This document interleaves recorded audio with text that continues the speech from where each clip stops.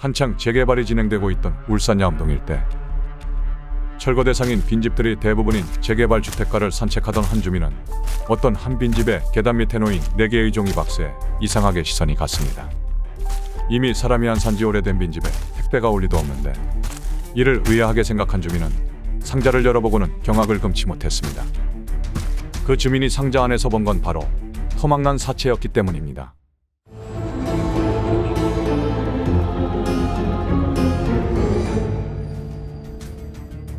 사체가 발견된 시기는 2019년 12월 28일. 사체는 총 7부분으로 절단되어 4개의 종이박스에 머리와 좌측 다리, 양팔과 우측 다리, 골반 그리고 흉부가 각각 담겨 있었습니다. 사체는 톱을 사용해 절단되는 적이 발견됐고 쌓이는 경부 압박으로 인한 질식사였습니다. 그런데 보통 유기된 토막 사체의 경우 이동성이 용이한 캐리어에 넣거나 사체 특유의 냄새 때문에 아이스박스를 이용해 버리는 경우가 많은데 종이박스에 그것도 번거롭게 4개로 나눠서 버렸다는 점이 이상했습니다. 그리고 상자 안에는 범행 때 쓰인 듯한 장갑도 함께 있었습니다. 이것 또한 범행 도구를 숨기는 일반적인 사건들과는 전혀 달랐습니다. 이상한 점이 한두 가지가 아닌 야암동 토막 살인 사건. 우선 피해자의 신원을 파악하는 것이 중요했습니다. 다행히 사체에 지문이 남아있어 지문을 토대로 확인된 피해자는 50대 여성 정모 씨. 정 씨는 12월 20일에 남편에 의해서 실종신고가 된 상태였습니다. 그런데 실종신고 8일 만에 참혹한 상태로 발견된 것입니다. 도대체 누가 정 씨를 이렇게 잔인하게 죽인 걸까? 경찰은 사체가 발견된 집 주변을 탐문하기 시작했습니다. 학생들이 빈집에서 술을 먹기도 하고 노숙자들이 오기도 해 이 일대가 범죄에 활용될 수 있겠다고 예상했다는 주민들. 몇몇 집밖에 없다 보니까 밤이 되면 조그만 소리도 다 들려요. 근데 그날 밤에 막 뒤척이고 사람이 움직이는 소리가 들렸어요. 재개발 지역이라 CCTV도 많지 않았던 상황 속에서 경찰은 그날 사체가 유기된 곳 인근에서 2대의 택시가 지나간 것을 파악했습니다.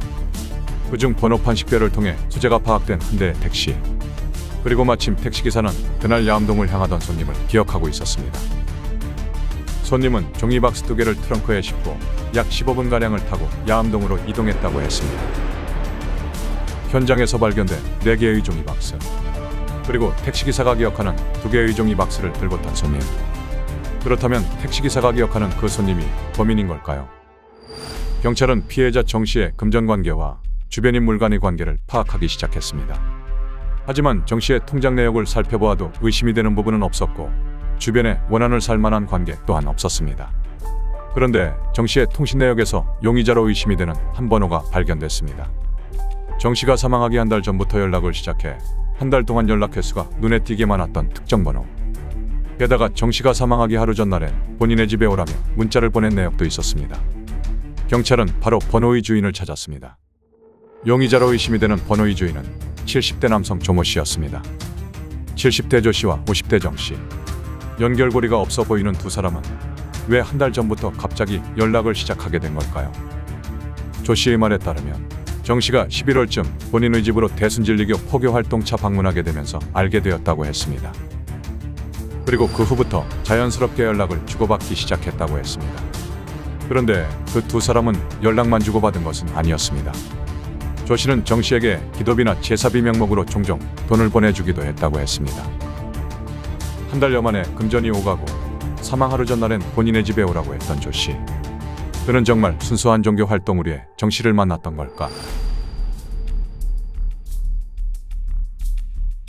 경찰은 범인으로 의심이 되는 조 씨의 집안에 혈흔 반응 테스트를 진행하기로 했습니다. 그 결과 조 씨의 집 욕실에서 혈흔 반응이 나왔고 이에 조 씨는 우발적인 범행이었다고 살해 사실을 바로 인정했습니다. 인근 주민들이 말하기로 조 씨는 가족도 직업도 없고 이웃과 교류도 없는 은둔형의 털이라고 했습니다. 그런 그에게 종교적인 목적이지만 먼저 다가와 말을 걸어준 정 씨. 그는 그런 정 씨에게 호감을 갖기 시작했습니다. 그래서 종교 활동을 핑계로 연락을 하며 기도비나 제사비 명목으로 돈을 주며 호감을 사려고 노력했다고 했습니다. 그렇게 조 씨는 정 씨 사망 추정 하루 전날 강원도로 기도를 하러 간다는 정 씨에게 경비를 보태주겠다고 집으로 오라고 연락을 했습니다. 2019년 12월 19일 오전 11시 31분 정 씨가 조 씨의 집에 도착했고 조 씨는 경비 100만 원을 보태주기 위해 집 근처 은행에서 현금을 인출했습니다. 그런데 정 씨는 100만 원으론 부족하다며 200만 원을 요구했고 신용카드를 이용해서라도 100만 원을 더 달라고 얘기했습니다. 그러자 조 씨는 줬던 100만 원도 못 주겠다며 다시 달라고 하자 이에 정 씨는 경찰에 신고하겠다고 하며 몸싸움이 시작됐습니다. 감정이 격해진 조 씨는 정 씨를 벽으로 밀어붙였습니다. 그리고 정 씨를 목졸라 살해했습니다.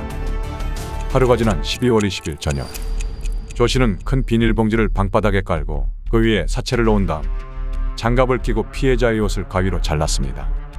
그리고 쇠톱을 가져와 피해자의 양팔, 양다리, 골반, 흉부, 머리를 총 7부분으로 절단했습니다. 토막난 사체는 4개의 종이 박스에 나눠 담은 후 택시를 타고 박스 2개씩 2번에 걸쳐 빈집에 유기했던 겁니다. 조 씨는 우발적으로 한 범행이라며 살해 사실은 인정했지만 심신의 장애가 있다고 진술했습니다. 조 씨는 월남 전 참전으로 머리에 총상을 입은 적이 있었고 2000년쯤부터는 원인 미상인의 경색으로 치료 중이라며 심신미약 상태라고 주장했습니다. 하지만 심신미약 상태라 함은 사물을 변별하거나 의사결정할 능력이 떨어지는 상태인데 조 씨는 정신과적인 병력은 없었고 앞서 주장한 이력으로는 심신미약에 해당되진 않아 보였습니다. 살인뿐 아니라 끔찍하게 사체를 훼손하고 유기했다는 점에서 범인의 행위는 이유 여하를 불문하고 용서받지 못할 잔혹한 범죄라는 점은 분명합니다. 그런데 범인은 70대 독거노인으로서 외로운 삶을 살았을 것으로 추정되는데 그러한 고립된 상황에서 타인과의 관계 욕구가 집착 또는 잘못된 방향으로 변질되어서 초래된 결과가 아닌가 생각됩니다. 특히 2022년 통계청 조사 결과를 보면 우리나라의 고령자 1인 가구는 전년 대비 8.2%가량 증가했고 그 비중도 일반 가구의 약 9.2%로 늘었습니다.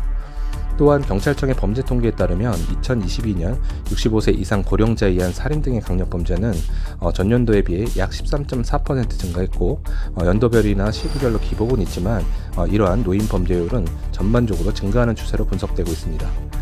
이러한 현실은 이들 중 누군가는 범죄의 표적으로서 피해자가 되기도 하고 때로는 이 사건과 같이 누군가에게는 범죄를 저지르게 하는 배경이 될 수 있습니다. 따라서 고령화 사회에 따른 다양한 사회 문제와 더불어 노인 범죄나 범죄 피해 문제에 대해서도 구조적이고 장기적인 형사정책 마련이 시급하다는 것을 시사하는 대표적인 사례라고 생각합니다. 재판부는 범행의 결과가 매우 중하고 범행의 수법이 잔혹하다며 피해자를 살해한 때로부터 만 하루 이상이 경과한 시점에 비로소 사체를 7개의 부위로 토막내었고 인적이 드문 재개발 예정 주택가에 유기하였는 바 이와 같이 피고인의 행태를 볼 때 피고인은 피해자를 살해하는 과정에서 감정이 격해지는 등으로 이성을 잃은 상태에서 사체를 손괴한 것이 아니라 자신의 범행을 은폐하기 위해서 차분하고도 치밀하게 행동한 것으로 보인다라며 1심에서 25년형이 선고됐고 2심에서도 1심과 같이 25년형이 확정됐습니다. 은둔형의 돌입, 70대 고령의 노인이었던 조 씨. 하지만 그 어떤 상황과 환경도 결코 살해에 대한 변명이 될 수 없습니다.